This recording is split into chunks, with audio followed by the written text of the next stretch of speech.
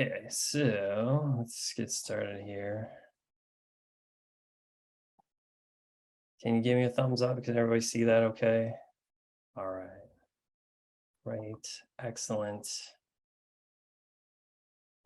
Get everybody back here. Just moving a couple windows around. So I was actually just out at Renaissance High School, checking out their community garden, their school garden, with one of their biology teachers. And so I know I have a Jay-Z quote on here, but also let's shout out to Beyonce, the real queen. Renaissance, get it? Anyone? New album, listen to it. I do kind of feel like this whole like online PD thing is, you know, he gives us this quote: "You could be anywhere on this beautiful, beautiful summer day. You're here with us." Heather and I really do appreciate that. And hopefully you'll get a couple tools out of this PD or out of this, hour that we spent together, that you can take back to your classroom and use immediately. We also at the end will drop in a link to some more extended PD, some PLC style PD that we do around these tools for future. So if you find something that kind of hits a need for you, we'll drop that link in later. But the other song from that Beyonce album is "You Won't Break My Soul," right? And there seems to be a lot of folks trying to break science teachers' souls these days. We're not going to be one of them. We're here to help and give you guys some things that hopefully you can use just immediately. So I'm Rich Backlor, science consultant. I spent 20 years teaching classroom science for the South Redford district, middle school level mostly. And Heather, do you want to say hello? Hi, everyone. Heather Ratterman. I'm an assessment and instruction consultant with Wayne Risa. I spent about 10 years in the middle school teaching just about anything that I was endorsed in. I was endorsed in quite a few things, and they'd move you around when they found out, oh, you have a math endorsement? You're gonna teach 8th grade math this year. This is the second ISD I've worked for. I worked for Livingston and Washtenaw. And I also spent some time in central office. I was a director of assessment, pupil accounting, and research. And what I found is that the more and more things happen in a district, the less and less time I was able to spend with buildings and teachers. And that's really where my heart is. So I'm happy that you're all here with us this afternoon. So there's our contact information, and you'll get emails from us about this, so don't feel like you have to copy those down or anything like that, but can't really have a slideshow without a emoji or whatever. What are those things called? I don't know, whatever, our little cartoon. Bitmojis. Bitmoji. Thank you, Bitmoji. With this many people, we don't have time to do a whip around and have everybody individually introduce themselves, but we would like you to drop, well, we know your name in the chat, but also, one of our sort of themes for this workshop this time is that all kids need science. And my little thing about that is we often say, learn to read, then read to learn. And I'm not sure that's 100% true. And so I got a little video for you guys to watch. It's all a little bit of reading, but I want you to think, what's your favorite sign in here, and how does that play into why all kids might need science or might need to do more than just read about science? So with that, this quick little video to start us off with some laughs.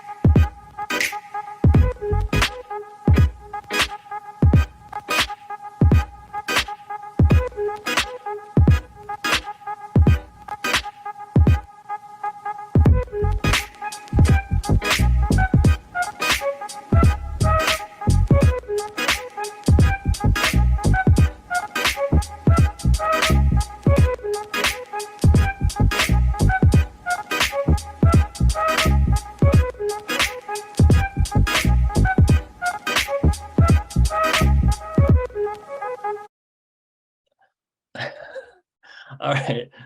So what was your favorite? Sixth grade. Do not sit on the fence. No fence sitting.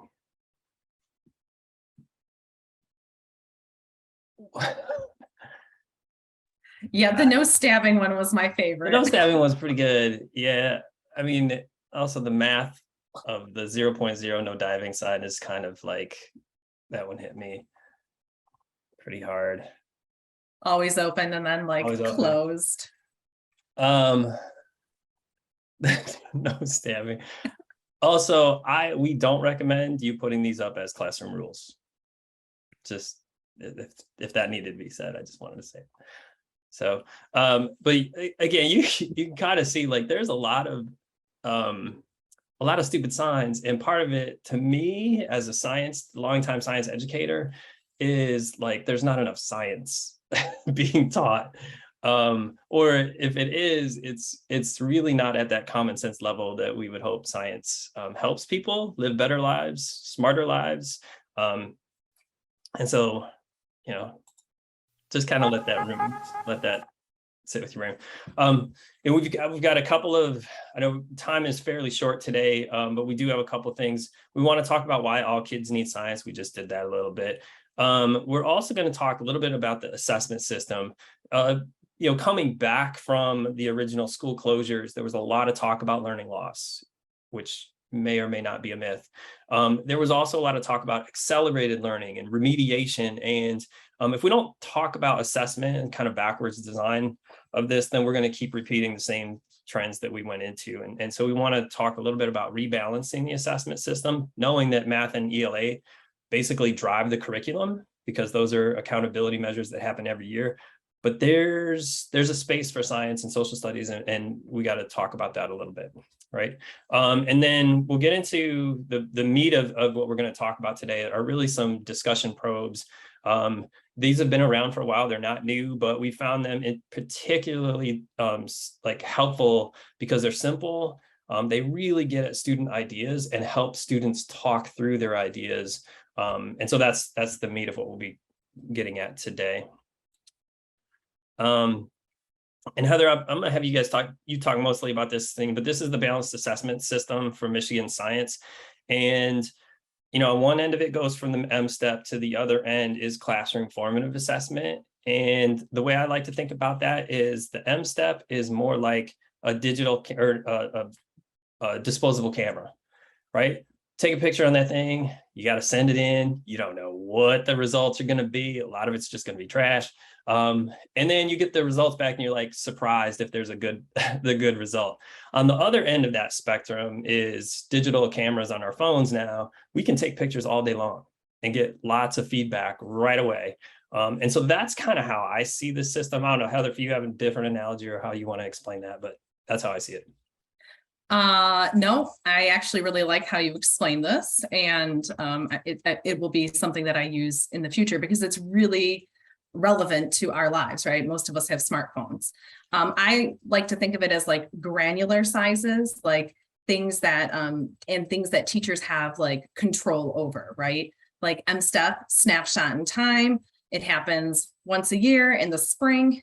But the classroom level assessment practices that happen, they happen each and every day.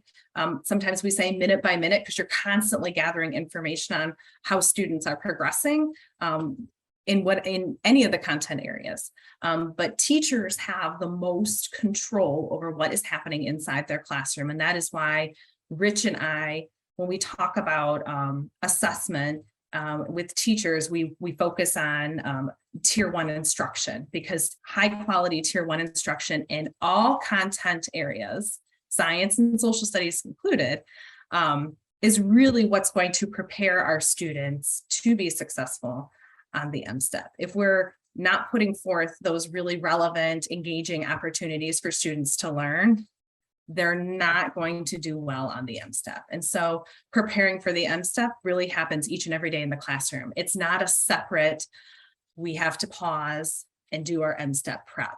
That's not going to help our students be successful on a state summative assessment. It's what you do each and every day in those classrooms, the feedback the relevant tasks that you put forth, the phenomena, all of those things that you do is what's going to prepare our students. Yeah, and if I have one more thing to add, just you maybe think about this, is it not only is the M-Step a snapshot, but it only happens 5th grade, 8th grade, and 11th grade, right? And show me an 11th grader that cares about the M-Step, and I won't believe you. But that snapshot problem also then makes it, well, we in this workshop alone, we have 1st grade teachers all the way up through high school, right? So how do we make it everybody's job, right? Part of everybody's responsibility, even if these things at the end only happen 3 times for a student in their career, there must be more than we want from our, or for our kids out of their science education than those 3 like snapshots, right? Yeah. So that's, yeah. The other thing that I would add too, if you're in a school or a district where the push is really on mathematics and literacy, research has shown that you could bolster those scores as well if you're teaching science and social studies, because science and social studies are compelling content areas where you do, where you use those literacies for speaking, reading, listening, and writing. So that is why anytime I have an opportunity to talk to our educational leaders, our principals, our district leaders, the message is never to pause our instruction to M-Step prep. It is always high quality instruction each and every day in all content areas. Right, and that's actually a perfect segue to the next slide, right? So we don't have time for you guys to dig into this. In our longer PD, we will, but I just want you to take a couple seconds to read through. This is a 5th grade sample item from the M-Step, and I want you to read it with the lens of, what do students need to know and be able to do in order to complete this task successfully? All right, so take a minute to peruse that. All right, what do you, I know that's probably not enough time, but what do you notice and what do you wonder about that from a 5th grade perspective? What does a 5th grader need to know and be able to do in order to achieve some success on that? Understand text features. Give me an example, Brittany. So I'm sorry, I'm on my phone, so I'm trying to zoom in. I just got home. I've been listening kind of more. Yeah, I've been listening and kind of watching a little bit as I could. So like the diagram over on the 2nd slide, or just the part, the path box, the key scoring, like reading that table, or even the picture, knowing how to relate the words, describing that picture, like, that relate to the question. Okay. I mean, it's completely text feature, based. Right. So there's a literacy component to answering this question properly, which is you have to be able to identify the text features and what's important, right? And then Jessica also brought up in terms of it's funny, like, so you called it a diagram. In science, we would call this a model, right? Yeah. And so Jessica's bringing up the idea of sequencing. So not only do you have to like recognize this text features, but the science behind it is you have to understand that there's a cause and effect relationship that is represented by that model, right? Okay, and Deanna's also putting into the chat, background knowledge, reading directions, information, all important, right? My argument here is I bet you work on those things a lot, right? Like, especially in the elementary space, I bet we work on that a lot. So what we're going to propose today is gets back to that background knowledge piece, because this is a science test. It's based in literacy, but it's disciplinary literacy. So kids that are engaged in sequences of instruction that require them to build models like this, and I'm not talking about like draw the water cycle and label it properly, right? I'm talking about you have to figure out, how does this model apply to a real life situation? That's going to be an important thing, right? And we do kids a big service by talking through some of those science ideas with them, letting them use their own language first, so that when we give them academic language, or when they see things like this, they have the sort of background knowledge that they can use to apply that to a new situation, right? So highly recommend, one of the first things y'all should do as a PLC, especially if you're a grade level teacher, is sit with some friends and take these items and do that exact same thing, right? If you haven't already, Heather put a link in the chat. There's a couple little steps you do, and then you can look at some sample problems. Now, people always go, well, why aren't there more sample items? Like, we want all the sample items. And the fact of the matter is they aren't there, and you're not going to get them from the state anyway. So, because they hold those things pretty tightly, there's only a certain, library of items that they have to use on those tests. So, but do go through it with your colleagues and see and keep asking yourself, what do kids need to know, right? And then be able to do with what they know. And that includes literacy pieces, but it also includes the science pieces. And that's what we're going to spend most of our time talking about today. So again, looking at this balanced assessment chart, we start with the M step, only a snapshot, it is what we're measured on. But we really want to spend more time talking about the left-hand side of this diagram, because those are the things you can do regularly, frequently, and no matter what content you're dealing with, like, those are things that you can do on a regular basis that help kids move, prepare long-term for some of those assessments later on. And I would also argue builds literacy, like science builds literacy in ways that we need more of, right? Okay, Heather? Yeah, so when we engage in classroom assessment practices, whether they're summative or formative in nature, it's really about gathering evidence. I love the word evidence, not necessarily data, but evidence, to determine the level of learning or the level of achievement. And we do these things through observations, which is one of my favorite ways to gather information on children, but it's something that is kind of pushed aside often because it's not necessarily quantifiable. Like, we like numbers like NWA, MSTEP, iReady, and observations sometimes are more narrative, right? Or the qualitative pieces. Discourse, like how children engage in discussions, what they say, the questions that they ask each other, the questions that they ask of you, and looking at student artifacts. All of those are opportunities to find out where students are at with their learning, so that we can, as teachers, we can make shifts or determine what's going to come next in our learning progression. It helps us to determine if our class or if a particular student is on track for mastery or proficiency, as the state likes to use. And then it also helps us to know whether or not students have learned what they should have learned, right? So we are arguing today that we really want to live in the classroom level areas of assessment, either formative and or summative, but mostly formative, because that helps you with your planning. And when we engage in those formative assessment practices, and notice I'm saying practices and not necessarily like a formative assessment as a thing, is because it's an ongoing process. And it's something that's very intentional. You plan for these things, you plan for discussions, you plan for high quality tasks and opportunities for students to engage with phenomena, to engage in model making and in sense making. And you provide feedback, you teach students how to give feedback to one another. There's goal setting involved. So there's a lot more to it than just saying, I'm going to give you an exit ticket and that's what I'm going to use.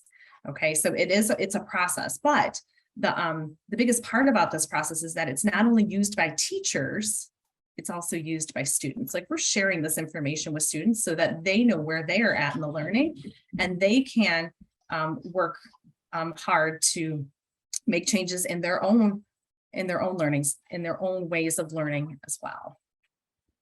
So there's a much longer, very long definition that I don't think is very teacher friendly, that is often used to describe it as a process and not necessarily a thing like an exit ticket or something that you just is ungraded, but that it's intentional. You plan for this, You anticipate how students might respond. It's ongoing. It's not just a one set in time and then we move on, but it's also useful to students as well as you, the practitioner. Yeah, and I think that's a real, especially like I work mostly in the K-8 space, and I would kind of ask like rhetorically, how much assessment happens in K-5 specifically for science?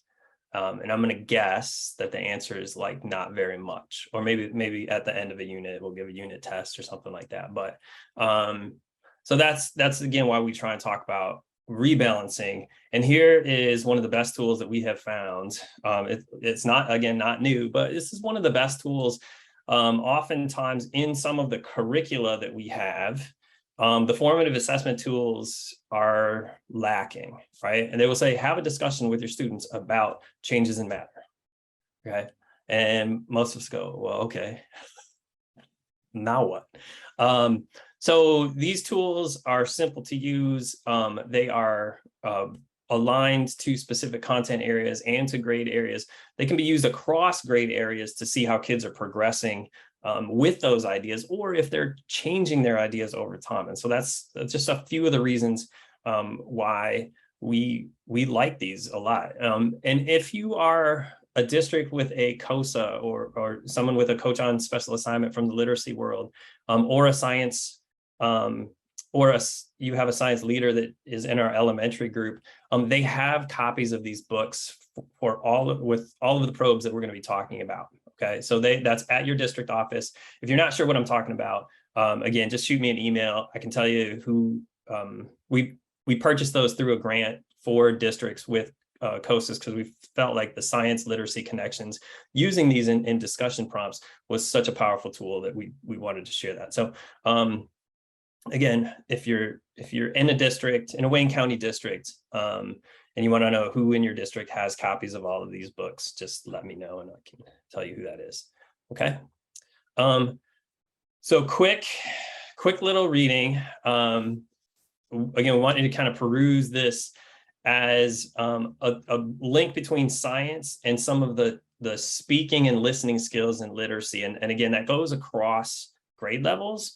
So the phrase I like to use with folks is do, talk, read, write. And almost all of the learning that we do, even as adults, starts with doing and talking first, right? There are some times we have to like pick up a book.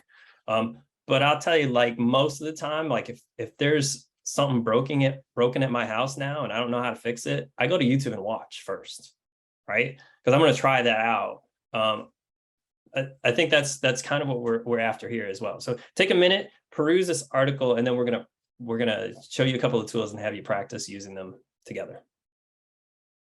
All right, again, this is a bit of a preview of some work that we do in a longer workshop, but hopefully I see Deanna put in the chat. It was awesome. Hopefully something sounded familiar and also something maybe have sounded new. Has anybody used Talk Moves or the probes and want to share out an aha from that? Brittany's bringing up the old Stephen Covey's Habits book. Gosh, I haven't thought about that in a long time. That's a really good one. Seek first to understand, then to be understood. Wouldn't it be great, right? Wouldn't it be great if more adults actually did that, especially these days? Yep, seek to understand. It's also a skill, like we really need kids to be able to do that, right? I hear a lot of talk about soft skills, or how do we teach kids social emotional learning. Talk Moves could go a long way to doing that. Next big thing, discussion. Yeah, so again, science becomes an opportunity to practice some of those skills, to develop and then practice some of those skills using these probes. And that's, again, one of the reasons why we like them so much, or find that they're so useful.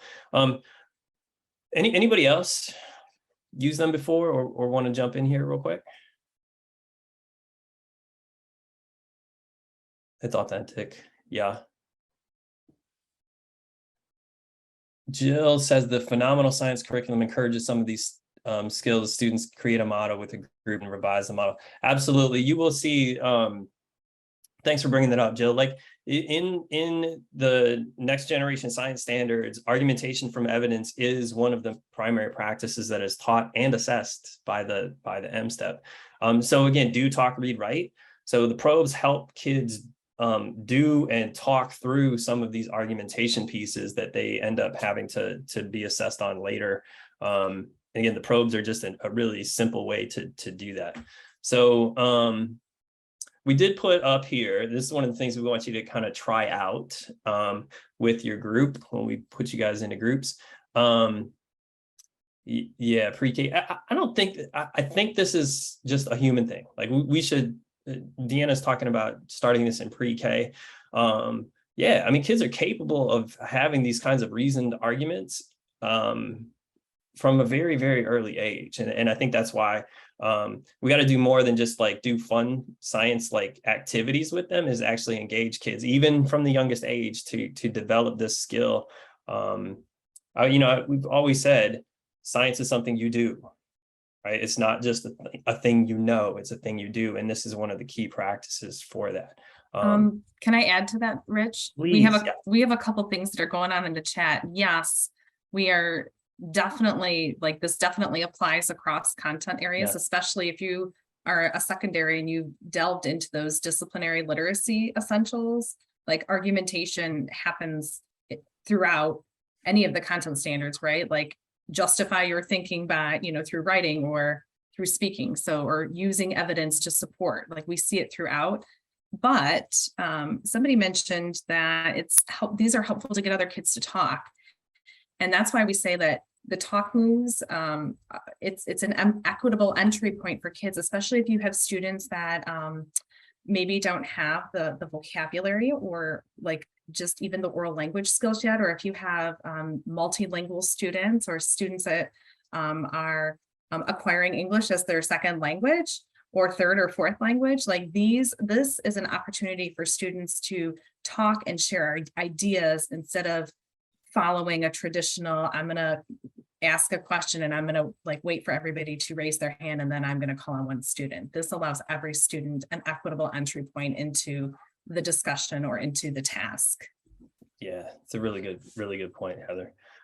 So we've got about 20 minutes left. Time certainly flies. So what we're gonna do is we're gonna have we've got some Jamboards set up.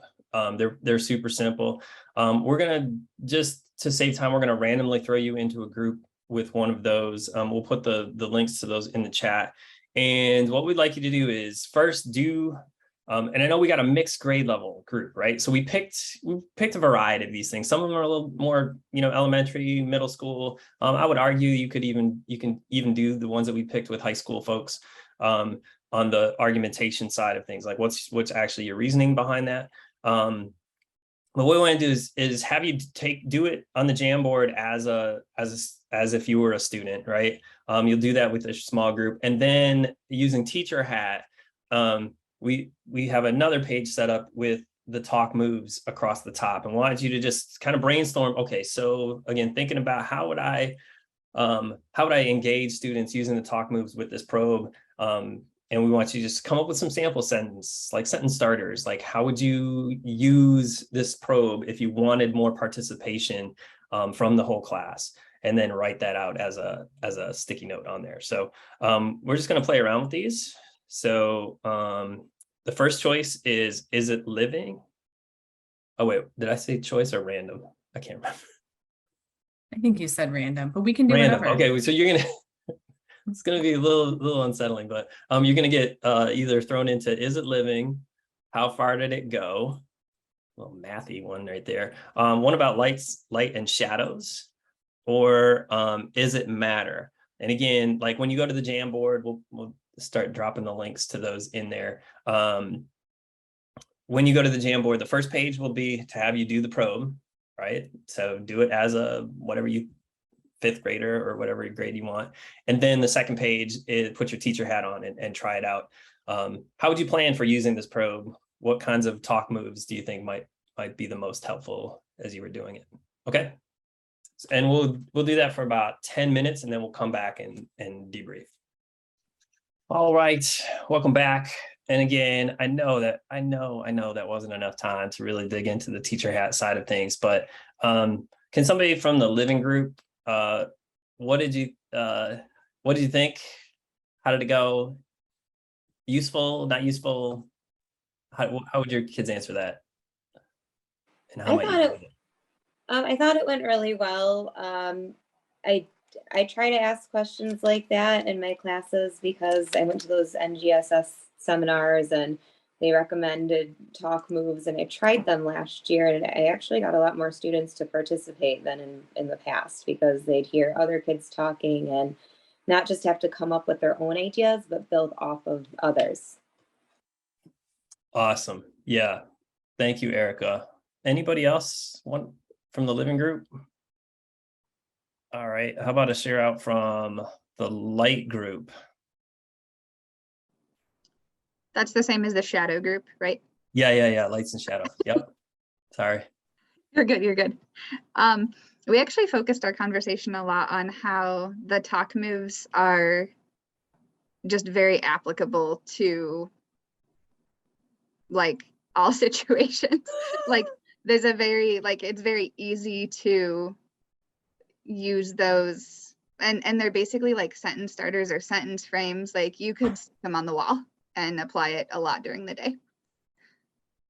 Yeah, I would agree. So if I could add one more thing to that, it would be that the reason why the probes are so good at helping kids or helping teachers and kids start those kinds of conversations is because there's a little bit of gray area, right? Like there's multiple ways to answer these questions, right? So maybe not quite so much this light and shadow one, but the light and shadow one could start a conversation about an investigation, right? Like, okay, so here's what we think, right? How do you know? And how can we find out? How can we prove that? Right. And this is a pretty simple one, right? You get a couple flashlights out and you can figure this out in a hurry, like what happens to the shadow. But giving kids the power to do that and design their own experiences versus what some of us may have gone through, which like, we're going to do a shadow experiment today, folks. And Mr. Doug is going to tell you what to do, right? Like, that's not really developing what the kids having control over this conversation, starting with this, then doing a mystery Doug, chef's kiss, right? So that's a really, really important point. How about the matter group? I kind of like this one. The last group of teachers I was using this one with were kind of mad because like they did it and then they were like, this must be a trick. All of the answers are on one side, right? And they're like, this got to be a trick. But again, thinking through this, like why would this be powerful with kids? Because it starts a conversation. Wait, is that all true? Like these are all made of matter? How do we know? How can we find out? Anybody else from that group? We also talked about knowing kids should know the definition of matter. They should understand the definition of matter. And once we talked about the definition, all of them went over. Well, right. But after they've done it. Yeah, but that's where science can be funny, right? So we start front loading a definition like matter is something that has mass and takes up space. For an elementary kid, okay, but now I need to know volume and I need to know mass. Mass isn't even really a part of the standards until like middle school, right? For elementary level kids, the standards actually say they can talk about mass and weight kind of the same way, even though it's like scientifically, that's not an accurate definition. For kids developmentally, that's okay.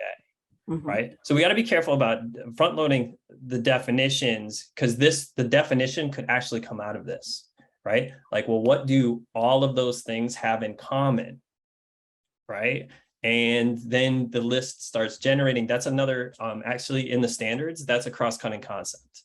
Right. Patterns. So when we look at the concept of matter, one of the patterns is that all things that we say are matter are made of stuff. They have mass and they take up space, but we can let kids use their own language to, okay, so Deanna's like throwing in some dad jokes on me already. I see that. Yes. One thing about using the Jamboard, if you have 25 kids going at it, you're going to have one kid move it to one side, another kid move it to the next, and back and forth. And I've done Jamboards like this, but usually when I do it, I have like, I'll ask a couple kids to pick 2 that they would want to move, and then ask a couple more. Because if they all go at it, we had some people moving them over to one side and then somebody else moving it back over. It got a little confusing. Right, Michelle, to be totally honest, we just put them on a Jamboard because we were doing this online. I would rather have them on paper or on a board, right? Like up on a screen where you can just talk about these things. The Jamboard is not ideal. I don't think. I think it would be a great the conversation is more important than actually the doing. But I think it's a great post assessment. I think it's a great assessment after you've done that initial, and then afterwards have explored matter and maybe worked with matter, and then go back, because I do it all the time in my classroom as post assessments to see what they really understand, but individualized. Yeah. So. Yeah. I think that's another, I'm glad you brought that up. That's another really great thing about these probes. You can do them before, you can do them during, you can do them after instruction. Like they're very useful in that way. You can repeat them, right? Do them at the beginning of your instruction, see what kids are thinking, then do your instruction, do them again and see how kids have changed. That's the formative piece that we're really looking at. And because these are so tied to different content areas, when you look at the whole probe, it gives you the teacher background information there, gives you some of those tips. And so again, we'll look at those more in depth in the other PD. And notice we're already a minute over time. Yeah, but we want to share those PD opportunities and the other resources with you.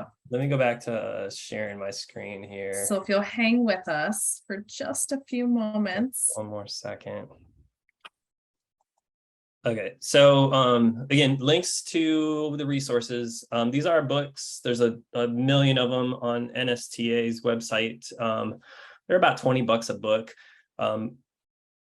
The Keeley probes align to the grade level tasks. This is one of the tools. We align specific tasks to grade levels K-5. So if you go to that website, you can see which ones go in which grade for which topic that you're teaching. So check that out. And if you need another link to Talk Moves, it's something you want to look more into. The STEM teaching tool number 6 is something I helped develop. And there are links out to that. Again, a lot of our PD is based on those tools. And we have a series of these coming up in September.